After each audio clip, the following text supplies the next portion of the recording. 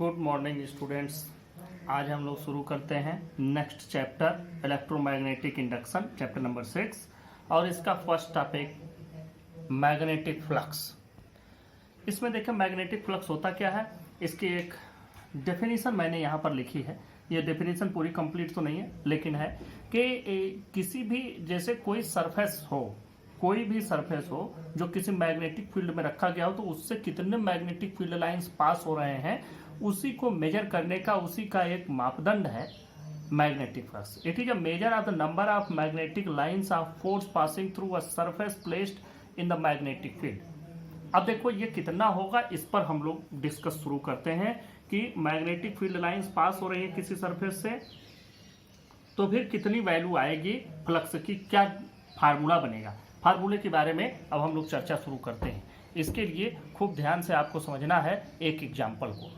ये एग्जाम्पल मैं पहले भी समझा चुका हूं जब मैंने आपको इलेक्ट्रिक फ्लक्स समझाया था। Same example will be used here. देखो एक वाटर टैप है, इस वाटर टैप से वाटर का फ्लो हो रहा है। नीचे हमने एक बकेट लगाई है, एक ये कोई बाल्टी है, इसमें पानी भर रहा है। जो इसमें पानी की क्वांटिटी है वो किन चीज़ों पर डिपेंड करेगी। जैसे हमने इसको 1 मिनट के लिए ऑन किया, 1 मिनट में कितना पानी भरा, कैसे जानेंगे। हम जानेंगे कि ये वाटर का जो फ्लो है कितना तेज है।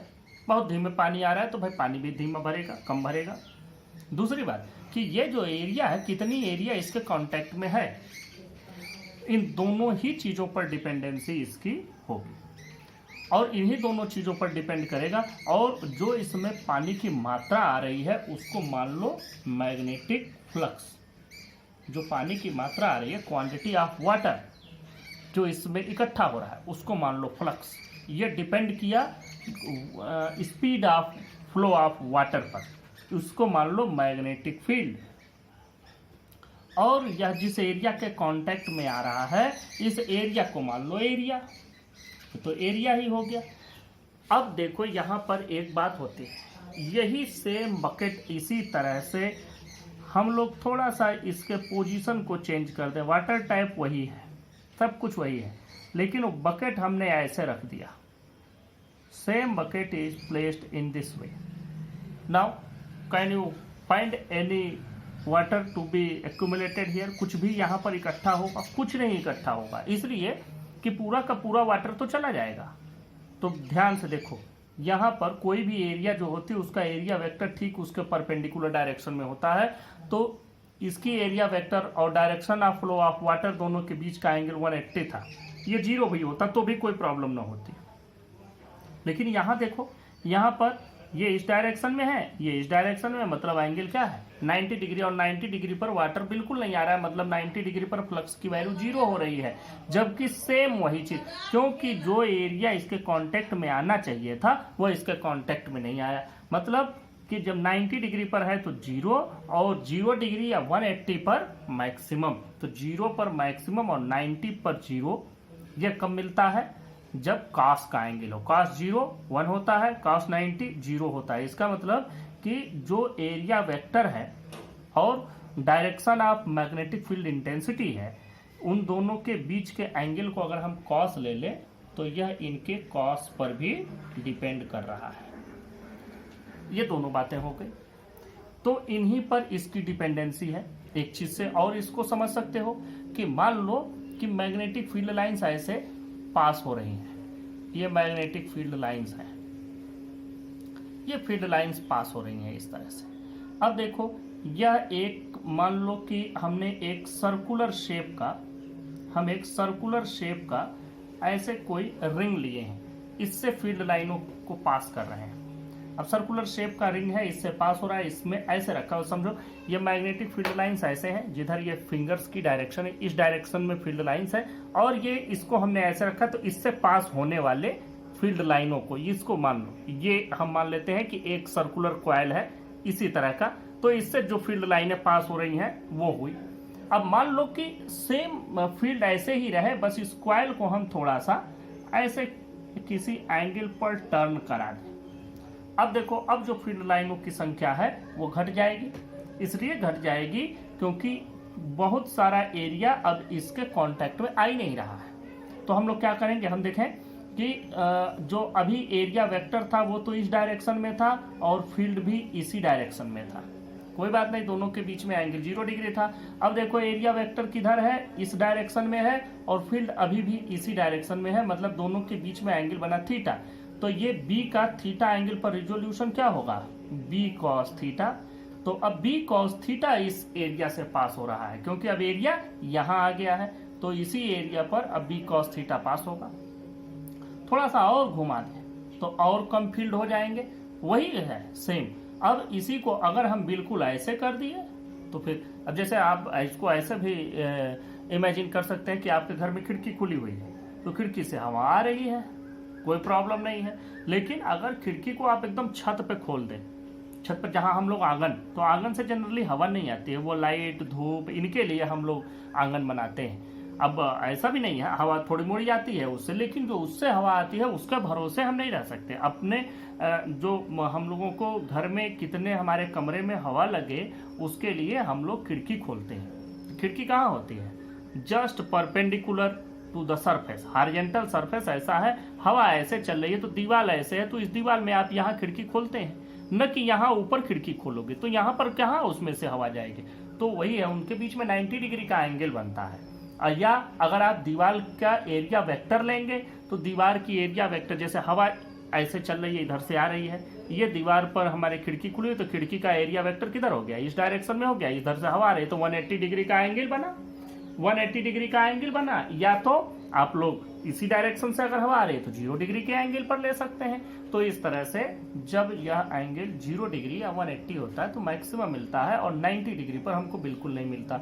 तो यहाँ पर हम इस वाले केस को ऐसे भी लिख सकते हैं कि phi B is equal to B cos theta into A, या इसी को लिखा जा सकता है बी ए कॉस थीटा। और देखो ये तो फील्ड लाइंस की नंबर ऑफ फील्ड लाइंस है, फ्लक्स का मतलब नंबर ऑफ फील्ड लाइंस, तो नंबर ऑफ फील्ड लाइंस की बात हो गई, तो इसमें कोई डायरेक्शन तो होगा नहीं, फील्ड लाइनों की संख्या। अब उसमें कोई डायरेक्शन तो दिया नहीं कि वेयर नॉर्थ टू साउथ या साउथ टू नॉर्थ, ऐसा कुछ नहीं है। तो इसका मतलब it is a scalar quantity, और ये हमको यहाँ पर बी ए कॉस थीटा मिल रहा है, मतलब it is a dot product of magnetic field intensity and area vector. तो phi can also be written as phi B is equal to B dot A. तो ये हो गया, तो phi can also be written as phi B is equal to B dot A. अब देखो जब आपसे कहीं इसके बारे में पूछा जाए, वैसे जनरली ये कोई ऐसा क्वेश्चन नहीं है कॉम्पिटिटिव, इस पर न्यूमेरिकल क्वेश्चंस आते हैं, लेकिन ये है कि अगर आपसे कोई पूछे तो आपको ये पूरा कॉन्सेप्ट मालूम होना चाहिए कि how to find this formula. तो यही इसका, अब देखो इसकी एसआई यूनिट जो होती है वो होती है वेबर होगी, या टेस्ला मीटर स्क्वायर हो जाएगी, या टेस्ला को भी आप दूसरे शब्दों में लिख सकते हैं न्यूटन पर एम्पियर मीटर, तो वहां से भी आप बना सकते हैं। तो सभी इसके एसआई यूनिट्स बनाते हैं, और इसके बारे में बाकी इसका डिफाइन कर देते हैं। SI unit of magnetic flux is weber, or tesla metre square, or newton metre per ampere, ये तीनों इसके यूनिट बन जाते हैं। और यहाँ पर एक चीज और ध्यान दो, CGS unit of magnetic flux is Maxwell. देखो 1 वेबर अगर हम लिखें, 1 WB लिखते हैं, इज इक्वल टू 1 टेस्ला और metre square into 1 metre square, मतलब 1 टेस्ला मीटर स्क्वायर। अब 1 मैक्सवेल जब लिखेंगे तो क्या हो जाएगा, 1 maxwell is equal to 1 gauss into 1 centimetre square, मतलब 1 गॉस सेंटीमीटर स्क्वायर। अब अगर 1 टेस्ला को मीटर में सेंटीमीटर गॉस में, और इस मीटर स्क्वायर को सेंटीमीटर स्क्वायर में बदलें तो मैक्सवेल और वेबर के बीच में हमको एक रिलेशन भी मिल जाएगा। देखो कैसे, अगर हम ऐसे लिखें 1 weber is equal to 1 tesla into 1 metre square, तो इसको लिख सकते हैं 10 to the power 4 gauss into 10 to the power 4 centimetre square, मतलब 10 to the power 8 gauss centimetre square, मतलब कि 1 weber is equal to 10⁸ maxwell. This is also a unit. This is CGS unit and this is the relation between the CGS and SI unit of magnetic flux. अब देखो, अगर मान लो कि एक बहुत small area हम लोग ले लें और उस एरिया से अगर कोई मैग्नेटिक फील्ड B पास हो रहा, तब जैसे मैग्नेटिक फील्ड अगर वेरिएबल हो, जैसे अभी तो हमने लिया बी ए कॉस थीटा, हमारे पास सिंपल फार्मूला बन गया। अब मान लो ये जो मैग्नेटिक फील्ड है ये यूनिफॉर्म ना हो बल्कि नॉन यूनिफॉर्म हो, कहीं कम कहीं ज़्यादा हो, और उस कंडीशन में किसी एरिया से पास होने वाला फ्लक्स निकालना, तो कैसे कैलकुलेट करोगे? मान लो इससे जो फ्लक्स पास हो रहा होगा, फिर यहाँ पर कुछ और क्वांटिटी आएगी, यहाँ कुछ और क्वांटिटी आएगी, यहाँ कुछ और क्वांटिटी आएगी, इसलिए कि कहीं मैग्नेटिक फ्लक्स, कहीं मैग्नेटिक फील्ड स्ट्रांग है, कहीं वीक है, मतलब नॉन यूनिफॉर्म है। तो ऐसे कंडीशन में हम क्या करते हैं कि इसको बहुत छोटे छोटे पार्ट में डिवाइड कर लेते हैं और हर एक एरिया को हम लोग DA मान लेते हैं। और जब फ्लक्स कैलकुलेट करते हैं तो phi equal to phi B equal to हम लोग लिख देते हैं B.DA। यहाँ से अब ये हो गया D फाई बी, इसलिए this is a small flux related to the small area DA और small flux for the small area DA। अब पूरा फ्लक्स कैलकुलेट करेंगे तो फाई बी क्या हो जाएगा, integration surface integration of B.DA। ये सरफेस इंटीग्रेशन कर देंगे। तो ये तरीका भी है for the variable magnetic field, ये तभी यूज करेंगे जब वेरिएबल हो। अगर फील्ड स्टैटिक है तो कोई दिक्कत ही नहीं है, phi equal to BA cos theta, इसको भी लिखते हैं। यहाँ पर देखो phi is equal to BA cos theta if theta is equal to 90 degree then theta is equal to 0 degree, theta is equal to 0 degree, then देखो phi की value कितनी हो जाएगी, phi B is equal to हो जाएगा BA cos 0, और ये value कितनी हो गई, ये वैल्यू आपकी हो गई phi is equal to BA। तो हम इस तरह से कह सकते हैं कि अब ये 0 डिग्री है, मतलब कि फील्ड जो एरिया वेक्टर है, एरिया वेक्टर और मैग्नेटिक फील्ड के बीच का एंगल 0 डिग्री है। इसका मतलब कि जो एरिया है वो मैग्नेटिक फील्ड के जस्ट परपेंडिकुलर। जरा समझो, देखो ये डायरेक्शन है मान लो मैग्नेटिक फील्ड की, और ये हमने रखा कोई एरिया, तो यह मैग्नेटिक फील्ड पूरा पूरा इस एरिया से पास हो रहा है।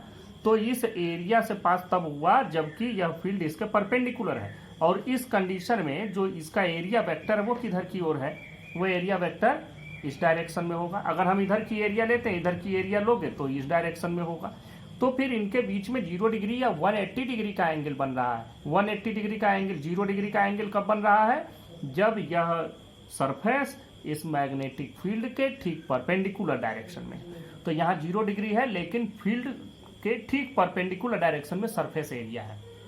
एरिया वेक्टर है, एरिया वेक्टर और फील्ड के बीच का एंगल 0 है, मतलब एरिया परपेंडिकुलर है। तो हम लोग ये भी लिख सकते हैं कि the magnetic field, the number of magnetic field lines passing normal to a surface is called magnetic flux. फिर से समझो, magnetic number of magnetic field lines passing normal to a surface placed in a magnetic field is called magnetic flux. तो हम लोग उस definition को भी लिख लेते हैं।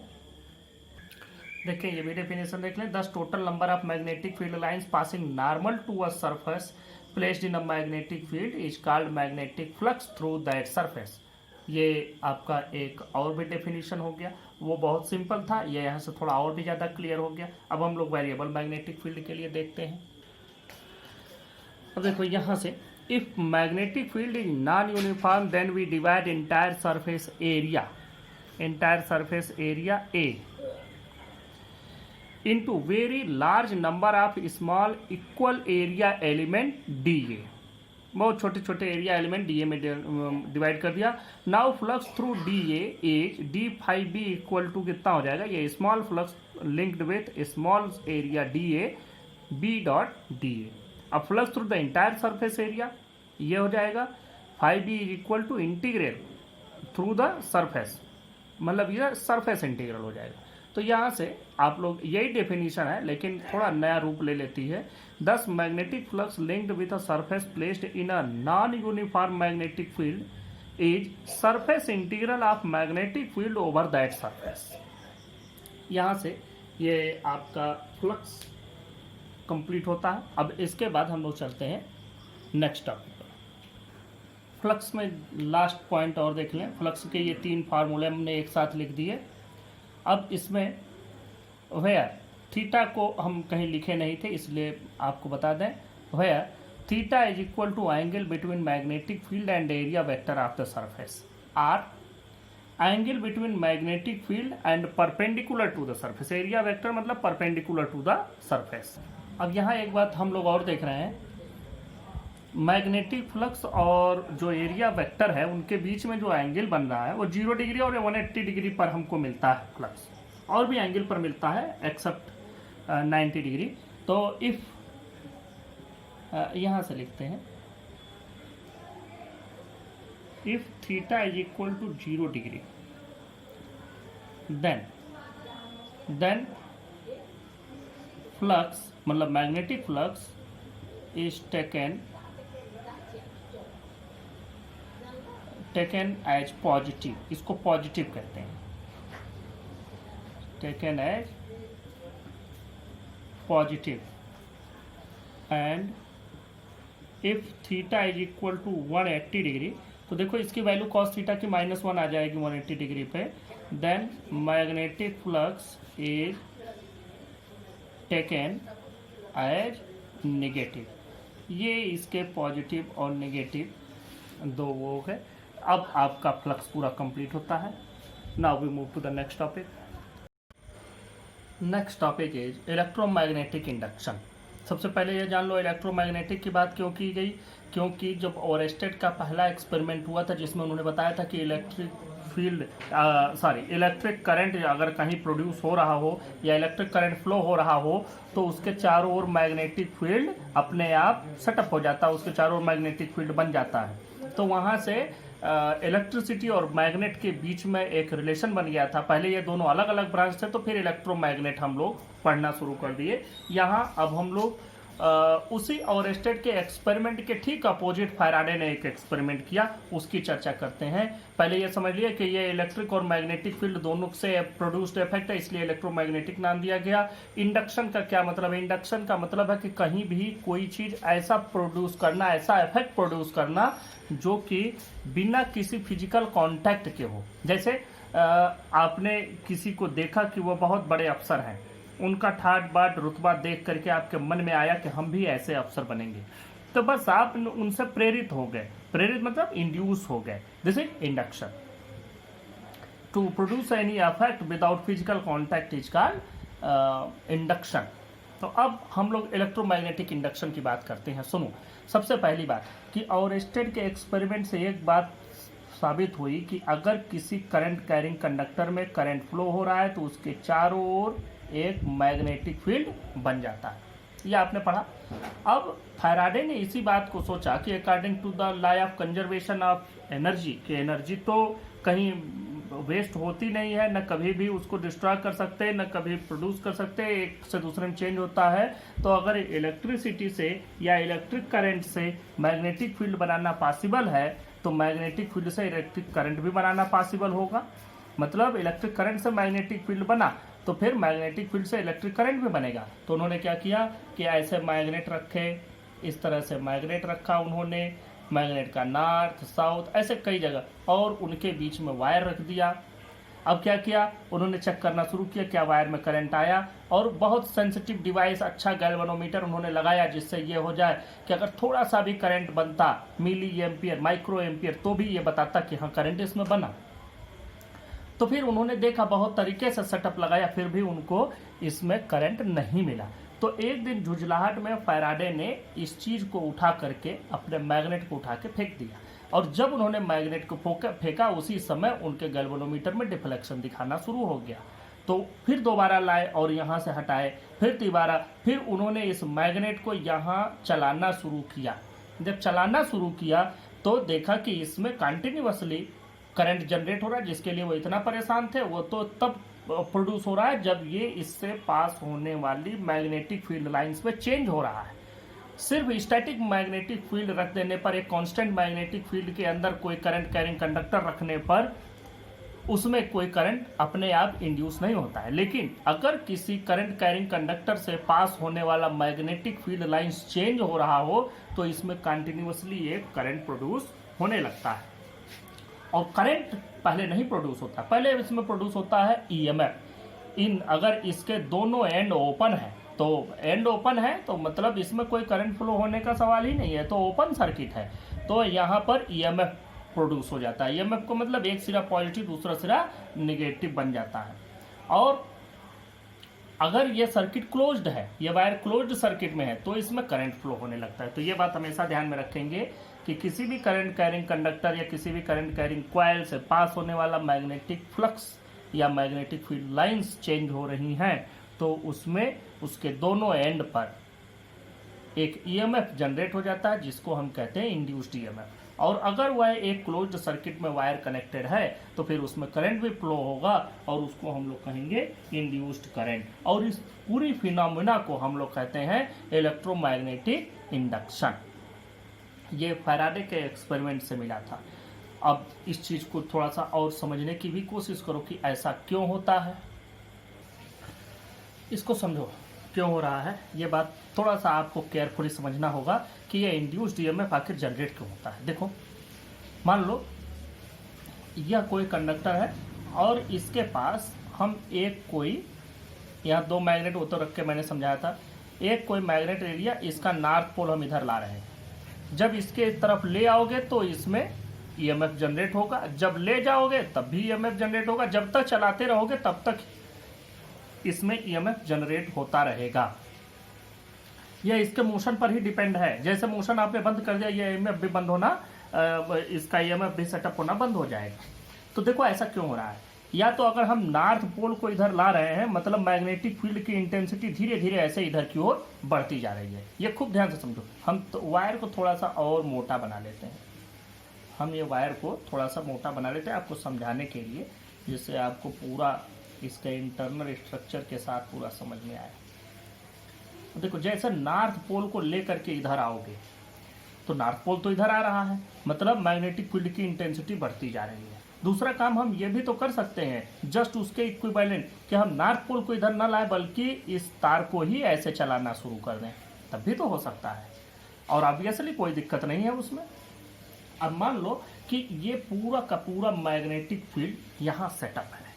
हम ऐसे मानते हैं कि मैग्नेटिक फील्ड सेटअप है और हमने मैग्नेट कहाँ लगाया है, मैग्नेट का एक हिस्सा नॉर्थ पोल ऊपर और नीचे साउथ पोल लगाया, मतलब मैग्नेटिक फील्ड डाउनवर्ड डायरेक्शन में है, मतलब यहाँ से नीचे की डायरेक्शन में मैग्नेटिक फील्ड है पूरा इसमें। तो समझो कि यहाँ यहीं पर जहाँ हम आप है इसके ऊपर से नीचे की ओर मैग्नेटिक फील्ड है, इसको क्रास्ट ऐसे हम दिखा दें। सिर्फ आप समझ लें क्योंकि इसको आगे डिटेल में भी पढ़ना है, मोशनल ईएमएफ में भी इसको पढ़ना है। अब जैसे इसको ले करके इधर जाओगे तो अब इसमें आपको मालूम है इलेक्ट्रॉन प्रोटॉन न्यूट्रॉन सब हैं। जो इलेक्ट्रॉन अपने उसमें थोड़ा सा ऑर्बिट से बाहर हो जाता है वो फ्री इलेक्ट्रॉन की तरह बिहेव करने लग, वही चार्ज कैरियर का काम करता है। तो वह इलेक्ट्रॉन जिससे अलग हुआ, जिससे डिटैच हुआ है, वह जो न्यूक्लियस होगा पॉजिटिवली चार्ज हो गया होगा। तो चूंकि न्यूक्लियस तो मूव करता नहीं है, वो मूव करेगा मतलब मटेरियल पार्टिकल मूव करेगा, तो वो नहीं मूव करता, इलेक्ट्रॉन ही मूव करते हैं। तो समझो इसमें इलेक्ट्रॉन है। अब आपको मालूम है कि जब हम इसको इधर की ओर चलाएंगे तो क्या होगा ये कि जो भी इसमें चार्ज पार्टिकल हैं वो भी मूव करना शुरू करेंगे। अब जैसे ही ये मूव करेंगे तो अब आपको फ्लेमिंग्स लेफ्ट हैंड रूल मालूम है। लेफ्ट हैंड रूल के अकॉर्डिंग आपको क्या मालूम है कि अगर कोई भी चार्ज पार्टिकल किसी भी मैग्नेटिक फील्ड में मूव करता है तो उस पर एक फोर्स लगता है और उस फोर्स की डायरेक्शन भी आपको मालूम है लेफ्ट हैंड रूल से ऐसे। अब इसमें फील्ड की वैल्यू डाउनवर्ड है और इसको हम चला रहे हैं इस डायरेक्शन में, तो इस पर फोर्स किधर लगेगा, अपवर्ड डायरेक्शन में फोर्स लगेगा। वो भी किस पर, वो पॉजिटिव चार्ज के लिए है। तो पॉजिटिव चार्ज इसमें जो होगा उस पॉजिटिव चार्ज पर अपवर्ड डायरेक्शन में फोर्स लगेगा, force due to magnetic field. और जो नेगेटिव चार्ज होगा उस पर force due to magnetic field नीचे की ओर काम करेगा। तो अब देखो सभी चूंकि ये पॉजिटिवली चार्ज तो कहीं चलेंगे नहीं, ये तो अपनी जगह रहेंगे, सिर्फ फोर्स लगेगा उन पर, तो ये मूव नहीं करेंगे, लेकिन सभी इलेक्ट्रॉन एक तरफ इकट्ठे हो जाएंगे। तो सभी इलेक्ट्रॉन एक तरफ इकट्ठे हो गए, तो जिधर इलेक्ट्रॉन इकट्ठे हो गए तो दूसरी ओर पॉजिटिव चार्ज की मात्रा बढ़ जाएगी, क्योंकि पॉजिटिव निगेटिव इक्वली डिस्ट्रीब्यूट है, इवनली डिस्ट्रीब्यूट है, तब तो हर जगह न्यूट्रल है। लेकिन निगेटिव यहाँ खिसक आए और पॉजिटिव इधर की ओर हो गए, तो यहाँ डेफिशिएंसी ऑफ इलेक्ट्रॉन हो गया, इलेक्ट्रॉनों की कमी हो गई, मतलब ये सिरा पॉजिटिवली चार्ज और ये सिरा निगेटिवली चार्ज हो जाएगा। और जब ये दोनों पॉजिटिव और निगेटिवली चार्ज हो जाएंगे तो इसका मतलब इनके बीच में ईएमएफ सेटअप हो गया, और अगर ईएमएफ सेटअप हो गया तो इनके बीच में एक इलेक्ट्रिक फील्ड भी सेटअप हो जाएगा। इलेक्ट्रोमैग्नेटिक इंडक्शन और इंड्यूस्ड ईएमएफ, इसका हम लोग इसमें डेफिनेशन देखते हैं। Whenever magnetic lines of force or magnetic flux passing through a circuit changes and EMF is produced in the circuit known as induced EMF.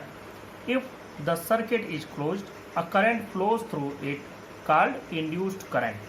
The EMF and current are induced only while the magnetic flux is changing. This phenomena is known as electromagnetic induction. Now we move to the Faraday's law of electromagnetic induction. देखो Faraday's के experiment पर ही ये Faraday's के ये electromagnetic induction के law बने हैं, और फैराडेज के एक्सपेरिमेंट के जो ऑब्जर्वेशन थे उनमें और भी साइंटिस्ट थे, उनके नाम पर फैराडेज क्या, ये पूरा तो है Faraday's law of electromagnetic induction, लेकिन इसमें जिन साइंटिस्ट ने अपना सहयोग दिया था उनका भी नाम है। जैसे फैराडे का जो फर्स्ट लॉ है उसको न्यूमैन्स लॉ भी कहते हैं, और ये क्या बताता है कि जो इंड्यूस्ड ईएमएफ जनरेट हो रहा है वो rate of change of magnetic flux के डायरेक्टली प्रोपोर्शनल है। देखो, when magnetic flux through a circuit is changing and induced EMF is set up in the circuit whose magnitude is equal to the rate of change of magnetic flux. तो magnitude की बात कही गई है, इसलिए इसको मॉड में लिखा है, mod E is equal to D phi by D T. अब जो इसका सेकेंड लॉ है, सेकेंड लॉ को लेंज लॉ भी कहते हैं। ये सेकेंड लॉ पर चलते हैं, इससे हमको ये पता चलता है कि क्या डायरेक्शन है। देखो सेकेंड लॉ है, the direction of the induced EMF or the current in any circuit is such that it opposes the cause which produces it, that is it opposes change in magnetic flux. मतलब E की जो value होगी वो minus D phi by D T के बराबर होगी, मतलब यह इसके अपोजिशन में है। जो इंड्यूस्ड ईएमएफ जनरेट हो रहा है वो rate of change of flux को अपोज कर रहा है, इसलिए इसमें नेगेटिव का साइन लगाया गया है। If there is a coil of N turns, अगर एक कॉइल है उससे ये पास हो रहा है तब ई की value minus N D phi by D T हो जाएगी।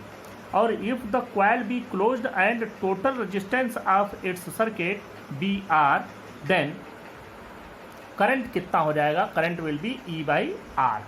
मतलब इसी में जो हमारे पास ई मिला है एन बाई आर, मतलब इसी को हमें डिवाइड कर देना है। तो अब हम यहाँ पर माइनस नहीं लगा रहे हैं, नेगेटिव सिंबल हटा दिया हमने, और वो भी सिर्फ इसलिए हटा दिया है कि हमें यहाँ पर करंट की वैल्यू चाहिए, इसमें नेगेटिव पॉजिटिव का कोई मतलब नहीं होता है। तो ये हो गया ई बाई आर, तो N by R D phi by D T. अब देखो, अगर हमको आई मिल गया है, ई मिल गया है, तो चार्ज हमको मिल सकता है, charge is equal Q is equal to I T. तो हम ये भी निकाल सकते हैं कि the charge flowed through the circuit in time D T is, ये डी टी टाइम में, तो Q is equal to I D T, ये इतने चार्ज डी टी कैंसिल हो जाएगा, N by R D phi. यहाँ हम कह सकते हैं number of turns into change in flux divided by resistance of the circuit. तो यहाँ से हमको ये चीज़ मिली। अब इसमें देख लो सेकेंड लॉ जो है लेंज का, ये second law of conservation of energy को रिप्रेजेंट करता है। और वो क्यों है, जरा इसको समझने की कोशिश करो। जैसे इसमें यह कहा गया है कि ये rate of change of flux को, जो भी फ्लक्स में चेंज प्रोड्यूस हो रहा है उसको अपोज करेगा। तो अब देखो ये कॉइल है, आपको ये एन और यस वाला रूल पहले से मालूम है कि अगर इसमें करंट की डायरेक्शन ये बन जाए, ये मतलब एंटी क्लॉकवाइज, तो ये बन जाता है नॉर्थ पोल, और अगर क्लॉकवाइज बन जाए तो ये बन जाएगा साउथ पोल। अब देखो हम एक नॉर्थ पोल लेकर के एक मैग्नेट ले आ रहे हैं और मैग्नेट का नॉर्थ पोल इसके इस तरफ ले आ रहे हैं, तो इसमें जो करंट बनेगा या इंड्यूस्ड ईएमएफ जो होगा उसकी डायरेक्शन ऐसी होगी कि वह इसको इधर आने से रोकेगा। तो इधर आने से रोकने के लिए क्या होना चाहिए, अगर यहीं पर एक नॉर्थ पोल बन जाए तो ये इसको इधर आने नहीं देगा, तो ये नॉर्थ पोल बन जाएगा, मतलब इसमें करंट की जो डायरेक्शन हो जाएगी वो ऐसी हो जाएगी कि ये नॉर्थ पोल बन जाए, मतलब इसमें करंट की डायरेक्शन एंटी क्लॉकवाइज हो जाए। अब जैसे ही इसको यहाँ से दूर ले जाओगे तब भी फ्लक्स चेंज हो रहा है, मतलब अभी यहाँ से फ्लक्स लाइनें बढ़ी थी, अब इधर दूर ले जाओगे तो घटती जाएगी। तो नॉर्थ पोल को दूर ले जाएंगे तो उसको दूर नहीं जाने देना चाहेगा, तो ये क्या करे कि दूर ना जाए, उसके लिए ये साउथ पोल बन जाए जिससे इसको अट्रैक्ट करे रहे और आगे न बढ़ने दे। तो जैसे हम नॉर्थ पोल को दूर लेकर के जाएंगे, वह north pole moves away to a coil, the coil itself becomes south pole. तो इसमें करंट की डायरेक्शन ऐसी हो जाएगी कि यह खुद को साउथ पोल बना दे। अब साउथ पोल बन जाएगा तो इसके मूवमेंट को आगे नहीं बढ़ने देगा। ऐसे ही अगर हम साउथ पोल इधर ले आवे तो ये खुद को साउथ बनाएगा, साउथ को इधर ले जाए तो ये खुद को नॉर्थ बनाएगा, मतलब ये हमेशा अपोज करेगा। इस अपोज से law of conservation of energy का क्या लेना देना है, देखो अगर ये अपोज न करे तो इसको यहाँ ले आने में हमको कोई वर्क डन न करना पड़े क्योंकि कोई अपोजिंग फोर्स है ही नहीं, और उस कंडीशन में इसमें जो इंड्यूस्ड ईएमएफ जनरेट होगा वो कहाँ से आया, किस एनर्जी से वो बना, ये आप जस्टिफाई नहीं कर पाएंगे। तो ये law of conservation of energy को भी रिप्रेजेंट करता है कि यह अपोजिंग फोर्स लगता है, इसी फोर्स के अगेंस्ट आप वर्क डन करते हैं and then that work done is converted into the form of electrical energy. उस वही वर्क डन इसमें इलेक्ट्रिकल एनर्जी के फॉर्म में कन्वर्ट हो जाता है। तो इस तरह से जो सेकेंड लॉ है फैराडे का या लेंज लॉ जिसको हम बोलते हैं, Lenz law also defines the law of conservation of energy in the Faraday's law of electromagnetic induction. Next topic पर बात करते हैं motional EMF from Faraday's law. देखो मोशनल ईएमएफ का क्या मतलब, अभी आपने देखा फैराडे लॉ के अकॉर्डिंग कि जो ईएमएफ प्रोड्यूस होता है यह डायरेक्टली प्रोपोर्शनल होता है या इक्वल होता है, डायरेक्टली प्रोपोर्शनल इक्वल होता है rate of change of magnetic flux के d∅dt, और अपोजिट डायरेक्शन में हो तो जिस रीजन से डेवलप होता है उसका अपोजिट। तो ये हमको मिला। अब फाई का फार्मूला भी हमको मिला कि फाई का फार्मूला हमको मालूम है BA और कॉस थीटा, ये फार्मूला हमको मालूम है, या B.A लिखते हैं अगर हम वेक्टर के फॉर्म में लिखें। तो फिर हम कैसे इसको चेंज कराएंगे फाई को। फाई को चेंज कराने के तीन तरीके, या तो B बदलो या A बदलो या थीटा बदलो, तीनों तरीके से फाई चेंज हो जाएगा। अगर हम B बदलें मतलब एक मैग्नेट को चलाएं, दूसरा एरिया बदल दें कि जिस जगह पर जिस एरिया से मैग्नेटिक फील्ड लाइंस पास हो रही हैं उस एरिया को ही चेंज कर दें, और तीसरा है कि एंगल बदल दो। एंगल क्या होता है, एरिया वेक्टर और मैग्नेटिक फील्ड के बीच का एंगल है थीटा, उस थीटा को बदल देंगे तो भी इसकी वैल्यू, थीटा की वैल्यू तो 0 डिग्री पर आपको 1 मिलता है, फिर ऐसे बढ़ते घटते आपका 90 पर कुछ 0 मिलेगा, ऐसे करके चेंज होता रहता। तो हम इसको भी चेंज करके चेंज कर रहे, ये तीन तरीके हुए। हम इसमें एक तरीका ये चेंज करने जा रहे हैं यहाँ पर कि हम एरिया चेंज करके देखते हैं।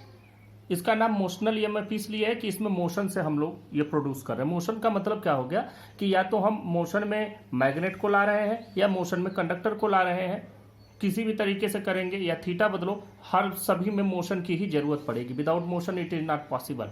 तो हम लोग इसके लिए क्या करते हैं, एक मैग्नेटिक फील्ड ले लेते हैं। देखो एक मैग्नेटिक फील्ड लेते हैं जो कि मैग्नेटिक फील्ड डाउनवर्ड डायरेक्शन में डायरेक्टेड है। ये मैग्नेटिक फील्ड ऐसे डाउनवर्ड डायरेक्टेड है, ये पूरा मैग्नेटिक फील्ड हो गया। इस पूरे मैग्नेटिक फील्ड में मैग्नेटिक फील्ड ऐसे इनवर्ड डायरेक्शन में है, क्रॉस से हम लोग इनवर्ड डायरेक्शन में, इसी ये जो प्लेन है जिस प्लेन पर मैं लिख रहा हूँ, इस प्लेन आप पेपर मान सकते हैं, इसके ठीक परपेंडिकुलर इनवर्ड डायरेक्शन में है, मतलब फील्ड लाइंस ऐसे ऐसे हैं। चलो अब इसमें हम एक वायर फ्रेम रख देते हैं, एक रेक्टेंगुलर शेप का हम वायर फ्रेम ले लेते हैं। वायर फ्रेम का नाम भी आप दे सकते हैं PQRS, ये हमने इसका नाम दे दिया। इसकी लेंथ ये मान लो, ब्रेथ को या कुछ भी लेंथ और ब्रेथ ऐसे मान लिया, या और एक्स। अब देखो जब आप इसके एक साइड को, ये इसका साइड हम पी क्यू ऐसा इस पर बनाए हैं। ये वायर का सिंपल बना हुआ फ्रेम है। इस वायर के फ्रेम को इसमें परपेंडिकुलर डायरेक्शन में रख दिया गया है। मैग्नेटिक फील्ड में परपेंडिकुलर हमने रखा है, समझो इस तरह से। ये वायर फ्रेम है और ये मैग्नेटिक फील्ड लाइंस ऐसे है, जैसे हम पेन को रखे हैं इस डायरेक्शन में मैग्नेटिक फील्ड लाइंस है, और इसको हमने ऐसे रख दिया। इसका ये जो साइड है, ये वाला साइड मूवेबल बनाया है। पी क्यू मूवेबल है। मूवेबल का मतलब ये है कि ये इस पर ऐसे स्लाइड करेगा। तो जब स्लाइड करेगा तो देखो जो एरिया इससे इनक्लोज्ड है, जो एरिया इससे बन रही है, ये एरिया जैसे अभी ये यहाँ है, तो आपकी पूरी एरिया कितनी है, इतनी। अब मान लो इसको स्लाइड करके हम यहाँ ले आए, तो अब एरिया घट गई, थोड़ा और इधर ले आए तो एरिया और घट गई। ये इधर वाला समझो नहीं है, ये ऐसे पूरा मूव करेगा इस तरह से। तो अब एरिया घटती जा रही है, तो इस एरिया के घटने से क्या होगा कि फ्लक्स चेंज होगा, और फ्लक्स चेंज होगा तो ईएमएफ इंड्यूस होगा। तो हम लोग देखते हैं कि इसमें जो बी ए कॉस थीटा की वैल्यू आती है, कितनी आती है, देखो बी इंटू ए, थीटा किधर की ओर होगा, देखो यह जो हमने सरफेस लिया है, ये सरफेस का जो एरिया वेक्टर होगा इसके परपेंडिकुलर डाउनवर्ड डायरेक्शन में होगा, क्योंकि हम इसके इस सरफेस को ले रहे हैं, तो इधर होगा। और मैग्नेटिक फील्ड भी डाउनवर्ड डायरेक्शन में, तो दोनों के बीच में एंगल कितना बना, 0 डिग्री का एंगल बना, तो बी ए कॉस 0, ये वैल्यू आ गई। अब देखो यहाँ से इसकी पूरी वैल्यू कितनी मिल रही है, यहाँ से फाई की वैल्यू मिल गई बी इंटू ए को क्या लिख सकते हैं, लेंथ इंटू ब्रेथ, तो मतलब बी एल एक्स, ये मैग्नेटिक फील्ड हो गया, सॉरी मैग्नेटिक फ्लक्स हो गया बी एल एक्स। अब हम क्या करते हैं कि इस वाले साइड को, ये पी क्यू वाले को v वेलोसिटी से इस डायरेक्शन में ले आते हैं। तो ये क्या करेगा, ये इसकी एरिया को डिक्रीज करेगा, और जब एरिया डिक्रीज होगा तो फ्लक्स भी घटेगा। फ्लक्स चेंज होना चाहिए, चाहे वो घटते हुए चेंज हो, चाहे बढ़ते हुए चेंज हो, तो ये फ्लक्स भी चेंज होगा। फ्लक्स चेंज होने से इसमें ईएमएफ इंड्यूस हो जाएगा पी क्यू के दोनों एंड पर, और चूंकि यह एक क्लोज्ड लूप बना रहा है पी क्यू आर एस, तो इसका मतलब इसमें एक करंट भी इंड्यूस हो जाएगी। तो देखते हैं कि इसमें according to the Faraday's law क्या वैल्यू आएगी। अब फैराडेज लॉ से हमको जो वैल्यू मिलेगी ई की, वो मिलेगी minus D phi by D T, तो minus D by D T आप यहाँ बी एल एक्स, फाई की वैल्यू रख दिया। देखो यल तो चेंज नहीं हो रहा है, यल तो अपनी जगह पर कांस्टेंट है।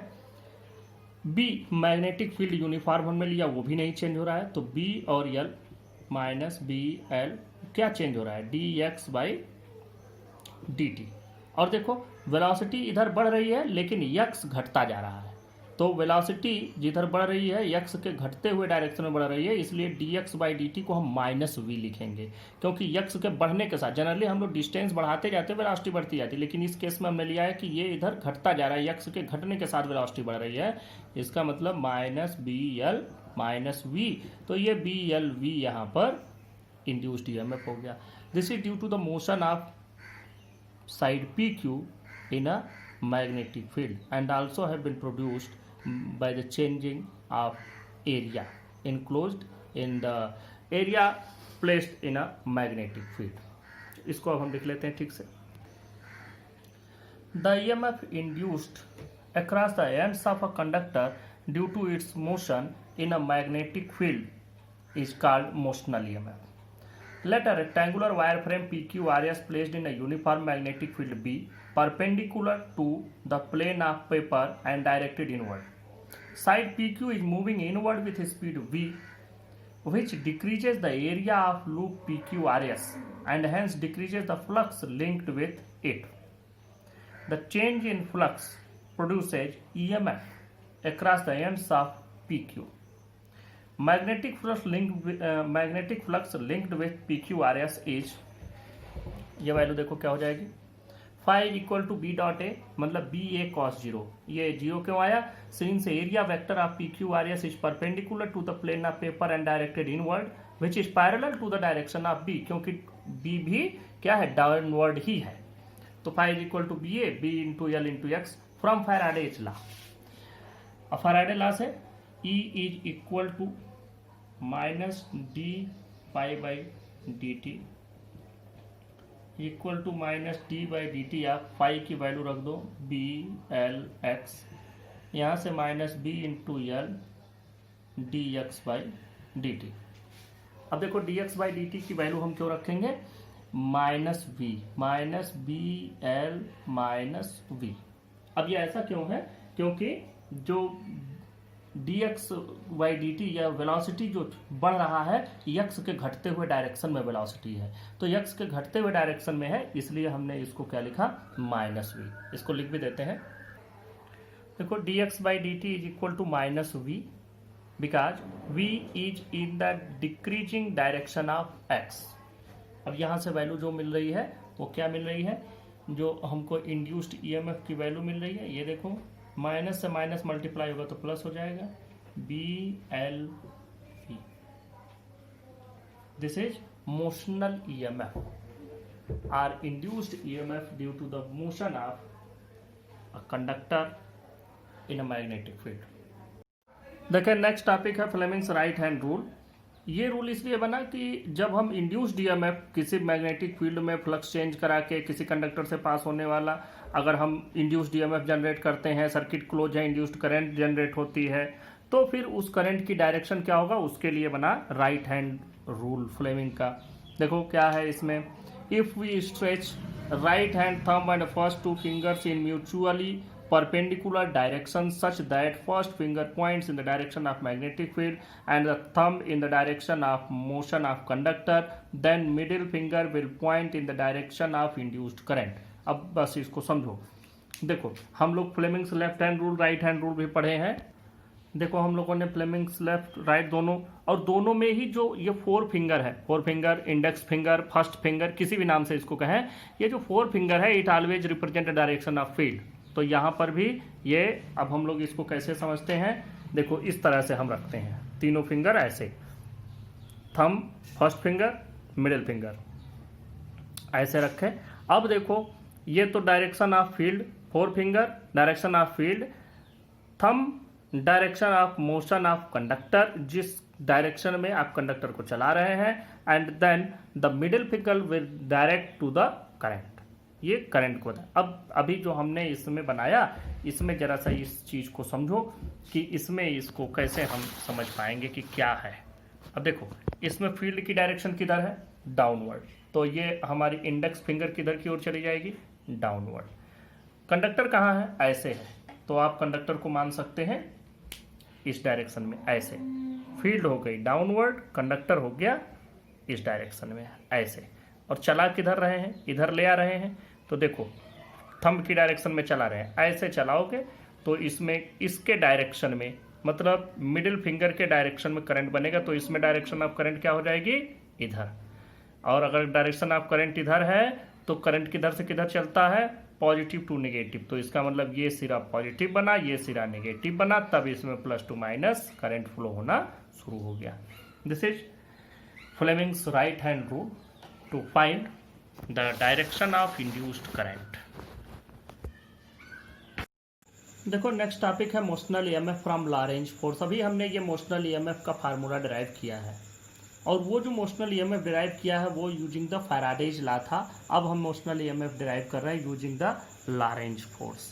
देखो लॉरेंज फोर्स से क्या है, यह पूरा कंडक्टर है, कंडक्टर हमने थोड़ा बड़ा बना दिया है, इसको ये मैग्नेटिक फील्ड में हम ले जा रहे हैं। मैग्नेटिक फील्ड डाउनवर्ड डायरेक्शन में है, नीचे की ओर, तो इसमें चार्ज कैरियर है, इसमें इलेक्ट्रॉन भी है, फ्री इलेक्ट्रॉन है, और जो इलेक्ट्रॉन है वो जिस न्यूक्लियस से फ्री हुए हैं वो न्यूक्लियस पॉजिटिवली चार्ज हुआ है।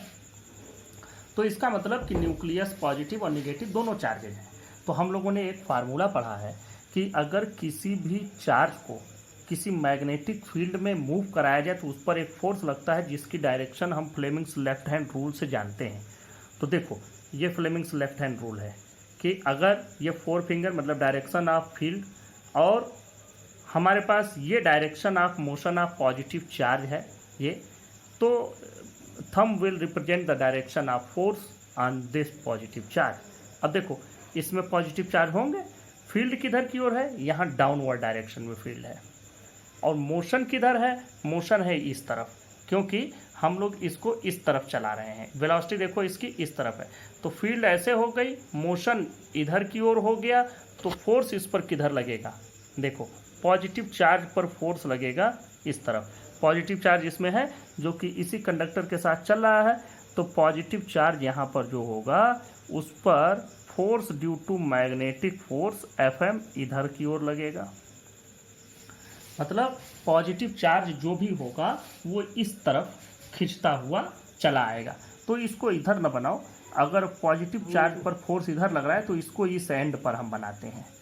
ये फोर्स ऑन पॉजिटिव चार्ज, ये इसको इस एंड पर बनाते हैं, ये इस एंड पर आ गया Fm।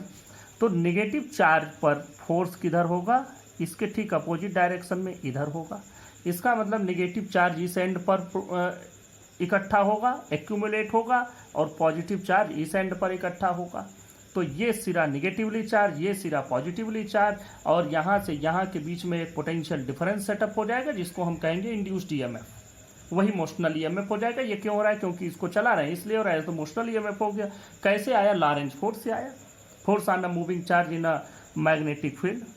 अब बात करते हैं कि जब यहाँ पॉजिटिव हो गया, यहाँ नेगेटिव चार्ज इकट्ठा हो गया, तब यह इधर से प्लस से माइनस की ओर इसमें एक इलेक्ट्रिक फील्ड भी सेटअप हो जाएगा।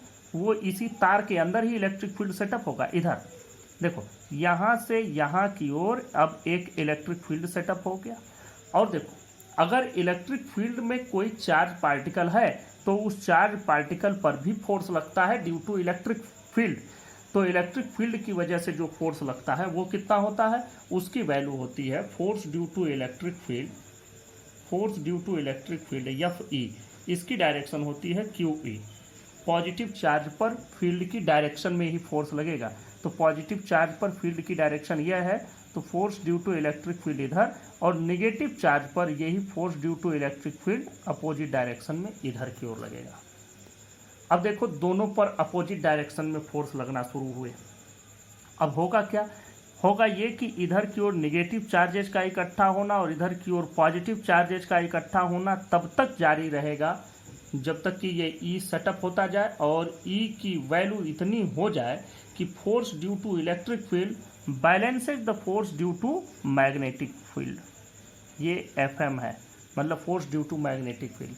तो इस पर इतना चार्ज, इतना फोर्स लगेगा, तब तक ये एक्यूमुलेशन मतलब इकट्ठा होना इनका पॉजिटिव और नेगेटिव चार्ज पार्टिकल का जारी रहेगा। और जनरली पॉजिटिव चार्ज पार्टिकल तो चलता ही नहीं, क्योंकि वो न्यूक्लियस से कनेक्टेड होता, तो न्यूक्लियस चलेगा नहीं, मतलब मटेरियल पार्टिकल चलना शुरू हो जाएगा, ये होता नहीं है। तो होता यह है कि एक तरफ नेगेटिव चार्ज कैरियर इकट्ठे हो जाते हैं और दूसरी तरफ नेगेटिव चार्ज कैरियर की डेफिशिएंसी मतलब उनकी कमी हो जाती है, तो इस तरफ पॉजिटिव हो जाएगा, दूसरी तरफ नेगेटिव हो जाएगा। तो अब देखें, ये हमने लिखा, the accumulation of charges at the two ends continues till these two forces balance each other, that is Fe is equal to QE becomes equal to the Fm is equal to QVB, क्योंकि यह Q charge V velocity से B magnetic field में चला, ये B magnetic field है। तो ये इतना हो जाएगा। तो QE इक्वल टू क्या हो गया, Fe is equal to Fm, QE equal to QVB। तो देखो, यहाँ से Q से Q कैंसिल, तो E की वैल्यू कितनी हो गई, E की वैल्यू हो गई V इंटू B। और देखो, अगर इस पर जो सेटअप हुआ है पोटेंशियल डिफरेंस, वो पोटेंशियल अगर V हो और इसका लेंथ L हो, इसका लेंथ L है, मान लो लेंथ L है यहाँ तक का, तो हम लोगों ने एक फार्मूला पढ़ा हुआ है और वो फार्मूला है E is equal to V by L। तो यहाँ लिख दो V बाई L।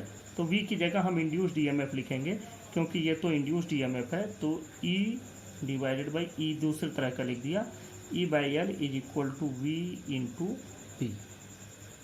अब देखो, यहाँ V ही लिखो, क्योंकि ये E और E आप मिला देंगे, आपस में मिलना नहीं चाहिए। ये समझो कि ये मोशनल EMF V है, तो ये V इज इक्वल टू कितना हो जाएगा, BVL। This is also the formula of motional EMF, BVL दोनों में एक ही मिला। ये हो गया लॉरेंज फोर्स से।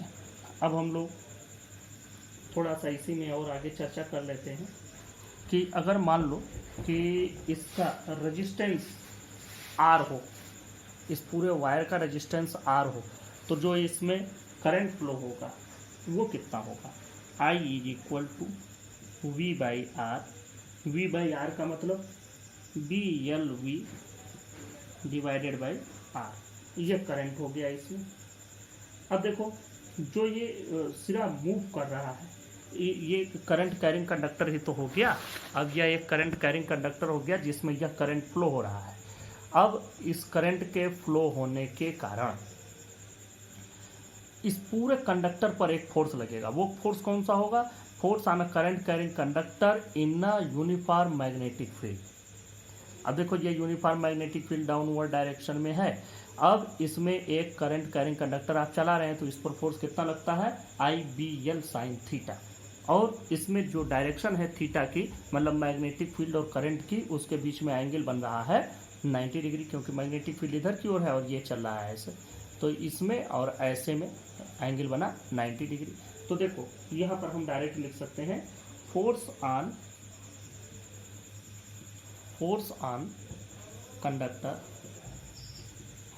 Conductor F is equal to IBL sine 90 degree.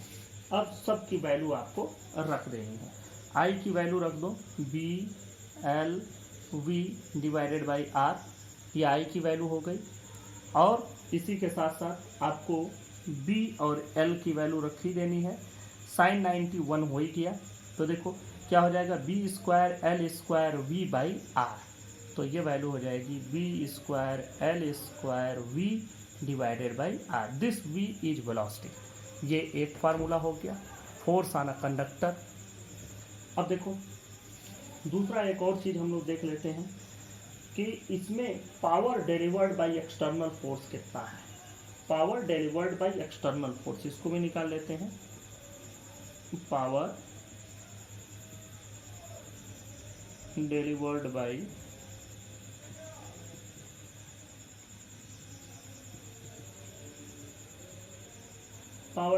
By external force. तो देखो P की वैल्यू क्या होता है? P इज इक्वल टू होता है वर्क बाई टाइम। वर्क को लिख सकते हैं फोर्स इनटू डिस्प्लेसमेंट। मैं यहाँ बता देता हूँ, P is equal to W/T। W को लिख सकते हैं F इंटू S/T। अब देखो S/T क्या हो जाएगा? वेलोसिटी, मतलब यह फोर्स इंटू वेलोसिटी। तो हम लिख सकते हैं फोर्स इंटू वेलोसिटी। फोर्स की वैल्यू आप निकाल ही लिए हैं, B square L square V divided by R। ये फोर्स की वैल्यू आई है, इसी में V से मल्टीप्लाई कर दो तो कितना आ जाएगा? B square L square V square divided by R। ये पावर डिलीवर्ड हो गया। अब देखो power dissipated in the loop as a heating loss. Heating loss में जो पावर जाएगा वो भी इसी के बराबर हो जाएगा। तो कुछ नहीं, जो पावर उससे लेगा वही पावर डिलीवर कर देगा। तो इसको हम इरेज कर दे रहे हैं। तो ये हो गया आपका